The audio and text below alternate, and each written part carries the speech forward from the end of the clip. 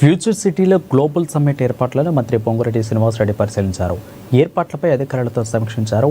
తెలంగాణ రాష్ట్ర ప్రభుత్వం ఎంతో ప్రతిష్టాత్మకంగా ఈ నెల 8-9 తేదీలో భారత్ ఫ్యూచర్ సిటీ వేదికగా నిర్వహించే గ్లోబల్ సమ్మిట్ చిరస్థాయిగా నిలుస్తుందని అన్నారు. అభివృద్ధి చెందిన దేశాలతో తెలంగాణ పోటీ పడుతుందని అన్నారు.